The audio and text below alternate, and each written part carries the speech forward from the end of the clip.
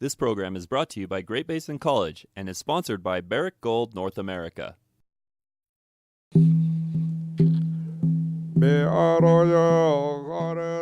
Welcome to the oral history recording of the Great Basin Indian Archives.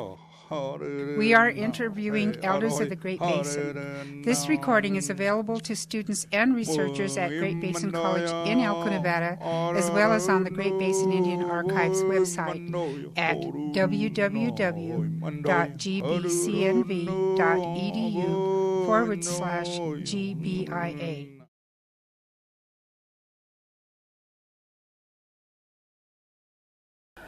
Nu är Theresa Sam narvinia.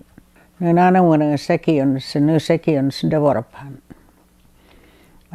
Black Eye Ranch and place memunaminigue. Sekions nu devorapan.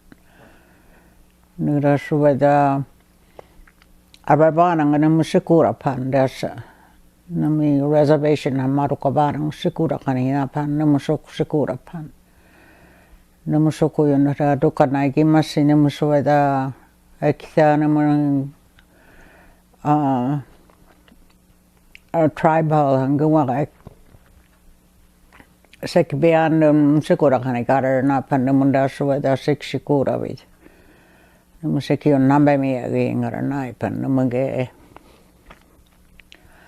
namagay bas ba nurad kihimig na minor namas nambay nurawa ina naipan sa bebits. Na suade ko na doko sekions hakayon ki anondum soroni wana na panakroya wayan teborapan me. Usurundu pui narabinyahan. Well Black Eye narabinyahan. Suwe no roka na Max suru sumusagahingan na the Allison, Minnie Allison, Noni Black Eye, Agnes Panoli. So how did you guys get that family name Black Eye? My grandpa was born with one black eye. His eye was black on one side, so it never went away, so that's why they called him Chief Black Eye when he got older. So you began school here in Duckwater? Mm-hmm. Yeah, we went to school here. Was it elementary school? Mm-hmm. Yeah. How many grades did you I think it was 7, because we went to, the bus came in from Stewart. That bus came and picked us up, all of the kids, the high school ones and the grade, our bunch. That's how we went to Stewart. So about how many students were in the classroom? Oh, that was when the reservation first came. There was a lot of us. From kindergarten on up, I think, first grade on up. So when you went to Stewart, how old were you? I can't remember, 15, 16, something around there. So it was for high school? Mm-hmm. We was down in the, I guess it was not high school, but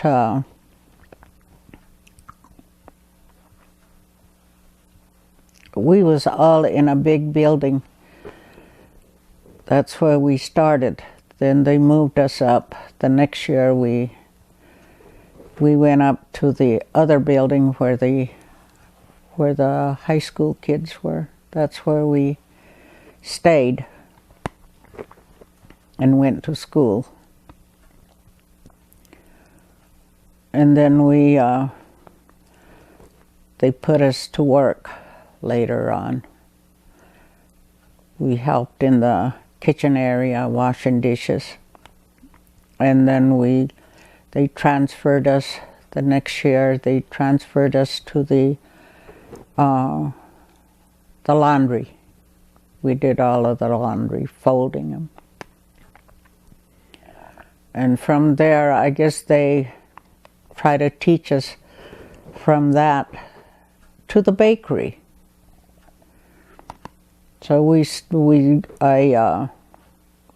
I worked in the bread factory, making bread and donuts, whatever they have there. And we used to deliver to the hospital. I didn't graduate from Stewart. My mom got sick and they needed help here, so I didn't get to go. Yeah, we go to school in the mornings, and about 11 or something like that, they took us out and put us to work. Then when we got done, we went back to the school again. Yeah, that school bus used to stop in, after it leaves from here, used to stop in Austin, pick up kids from there.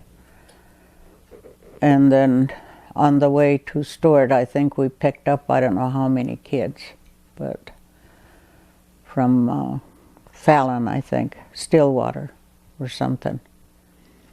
And on the way to Stewart. That was a long ride, but we made it. I don't know where they came from, but they were Indian ladies that was teaching us. And at the same thing at the hospital, there was a Navajo lady. I think she was the head of it. Can't remember. Anyway, she was from Arizona someplace. She was a nice lady. We didn't speak our language. We had to use English. But when we get together, in the evenings, the Mike girls and the one that came from here, the older girls, we all get together, then we talk, speak our own language. But the same way with the Paiute and the Washos. We room with some of them, some of the Paiute and Washo. They try to teach us and we try to teach them our language, but we never did, couldn't learn. So how many people do you think lived in Duckwater back then? Was there quite a few families that lived here? Yeah, there was a lot of people that came from Smoky Valley, Reese River, I guess. That was in 42, they all got here. The Charles and my uncle, they came from Cherry Creek, down below, that's south of here. They were down there and they brought their family. Well, there was quite a bit that landed here. That was in 42. That's when the people came. This was a Floyo ranch. My grandpa was working for him. When I remembered, my uncle, my grandpa, and some other people that used to live up here across, they used to work for this guy. He's the one that sold it. I think Raymond Graham and Brownie Sam, they were the ones that started it, worked on buying this place, I guess, or something. Anyway, that's how it started, the reservation. That was way back, I remember. We used to live down there, down below, at the ranch where Janie is now. Janie's got that after my dad passed away. And stayed around worked at the ranch down below, white people, clean house and whatever. And then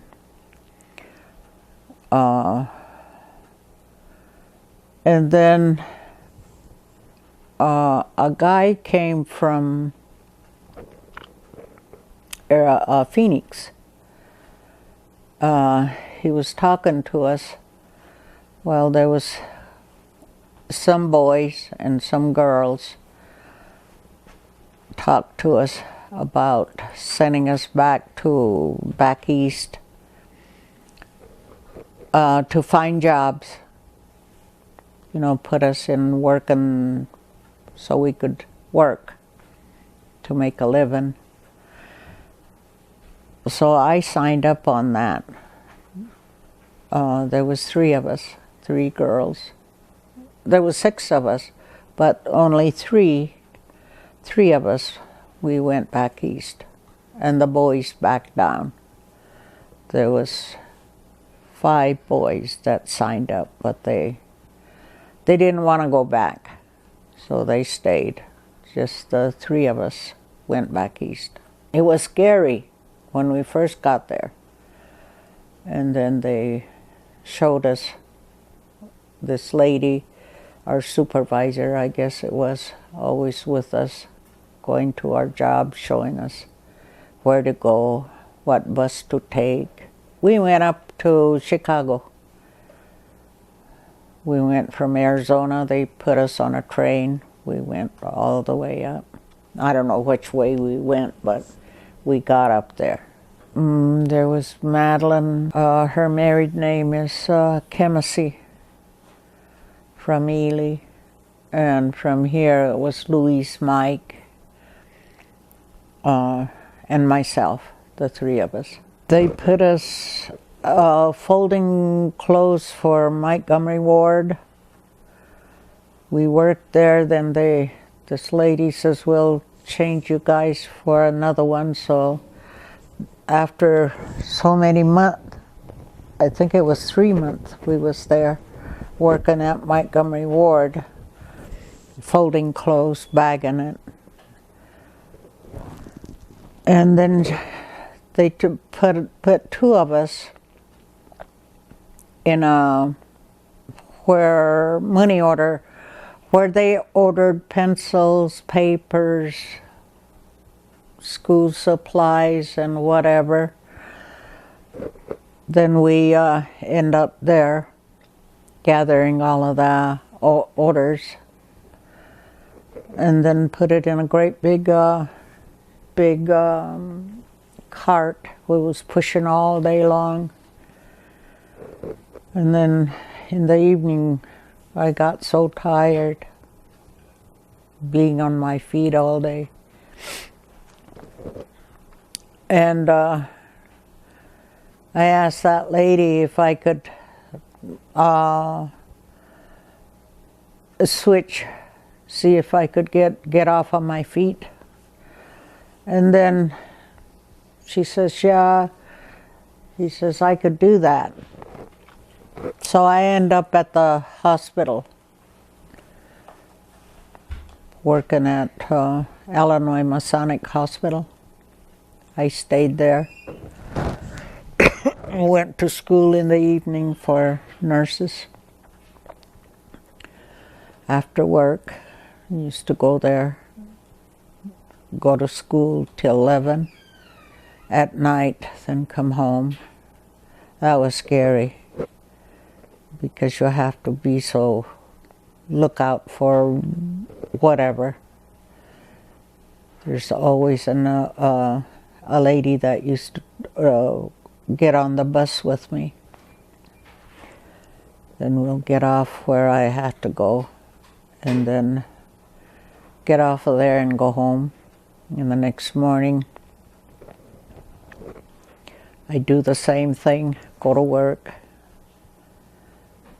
You don't go anyplace. You just have to go with somebody. Our friend got robbed before Christmas, I think it was. And she was going to go home, for Christmas, and she got robbed. Took all of her money. So all of the girls got together and collected some money and sent her on her way to South Dakota, this Indian girl.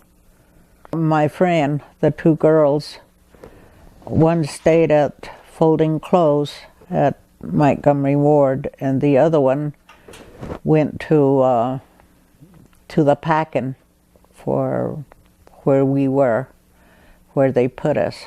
She stayed there. She says I could handle that. So that's where she stayed. But the rest of the girls, they went to different jobs, whatever. They try to tell us about this computer they were just then starting. And that was a little bit too much for me, so I didn't take that. That year we was there, what's his name, that soldier, that guy I can't remember now, the one that helped put the flag up. Oh, Ira Hayes? Yeah, he died when we was there. We heard about that. That's when we was there, still there. And 2 years later I came home. My dad died. Had to come home and help my mom. And then end up at the cleaning again for people that down here, down below Current. That's when I started working there. Well, funny thing happened. Mrs.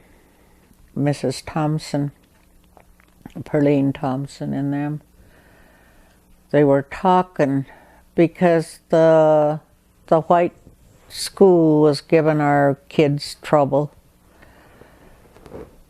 They didn't like them and was getting after them and wasn't even helping them. So they've been talking, I guess, and they got a committee together. I didn't know they did that until she came to the house and told me, "You want to join us?" He says, "I'm the only woman that's going to be on there. Can you join me? We could talk for the kids. See what's going on." So, and then we said, "Oh, okay, I could do that. I guess if you're the only one." There was the one that has the car.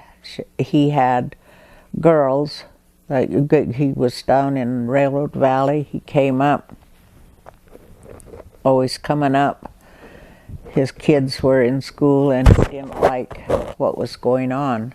And then I guess they got together. There was him and Paul. They got Paul, Doug, Alan Lindbeck, Paul Walker. There was Pearline and myself.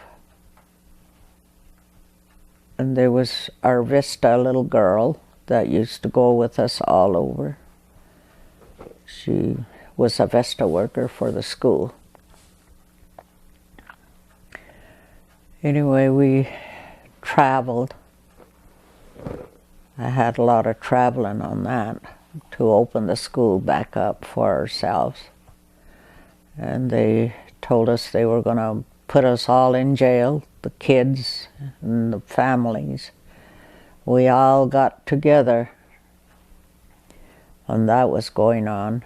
We didn't send our kids to school, so kept them home.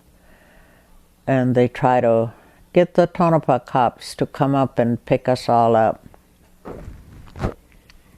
We end up at Allen Lindbeck's, and their house with all our kids, all of the families that had kids. We was all there. The cops drove up, looked at us. There was a lot of us then, a lot of kids and grown-ups. They didn't pick us up. They got scared of us, I guess, or something. They couldn't do it. We was all there. We laughed when they took off. And then that's when that little Vesta girl was here. There was Vesta workers here to help us get the kids in school. And then we started traveling. We went to Tonopah to the school meeting, and then got bawling out. And that one of the school members she know everybody that was from here. And she gave us the boot. Oh, there she goes again. We're going to get her boots this time, they says. Oh, she used that kind of word when she was cussing us out. But we stayed with it.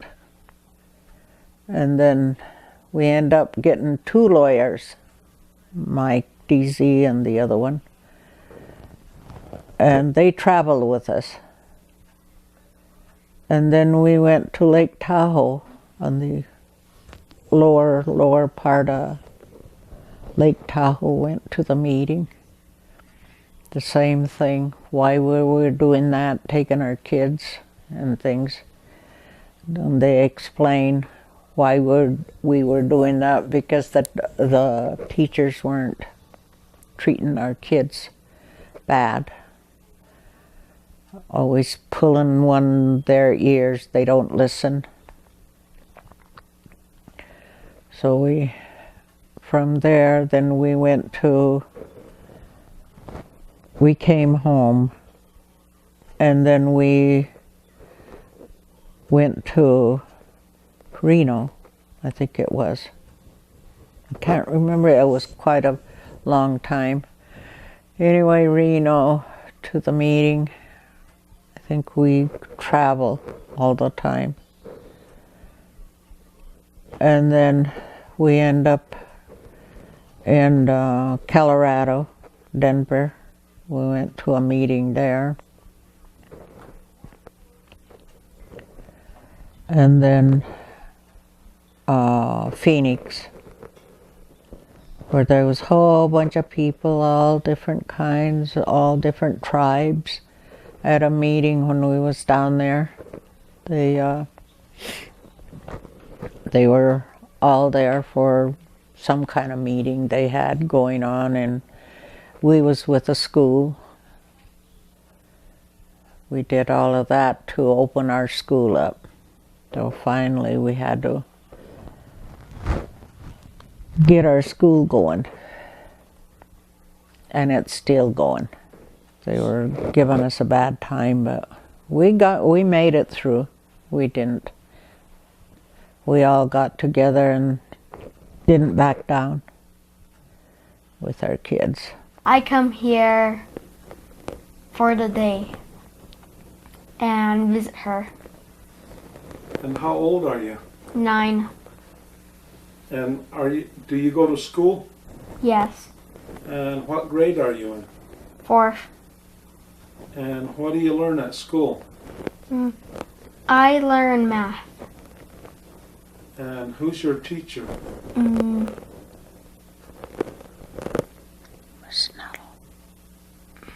Miss Nettle. And how many students are there with you at school?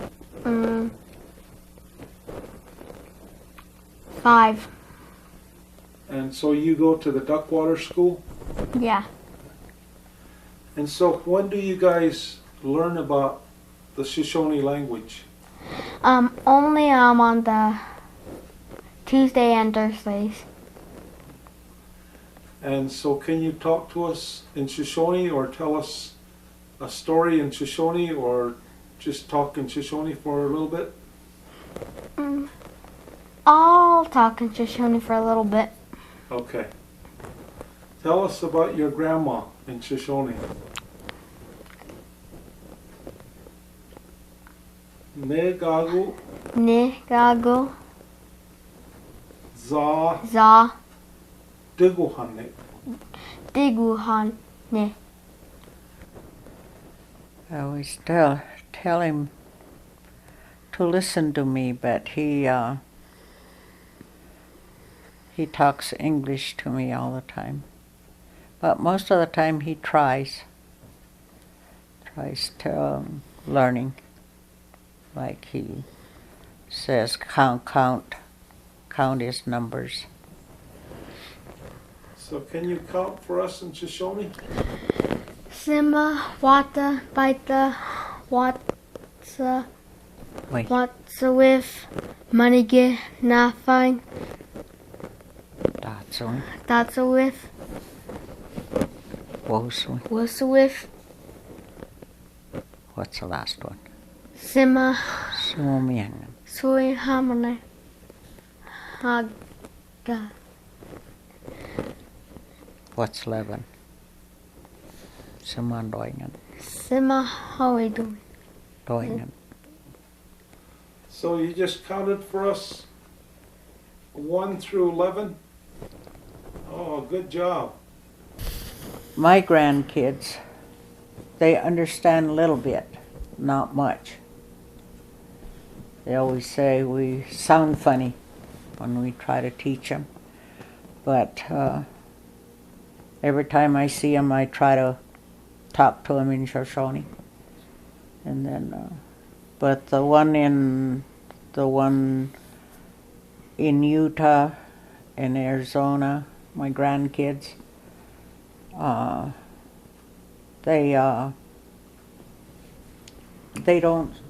they speak a little bit of it, not much. Well, I'd like to thank you and your grandson for sharing your stories with me today. Mm-hmm. And that concludes our recording for the Great Basin Indian Archives. For additional information or to refer an elder of the Great Basin who may be interested in contributing an oral story for preservation, contact Norm Cavanaugh, Director of GBIA. Great Basin Indian Archives, brought to you by Great Basin College and sponsored by Barrick Gold North America.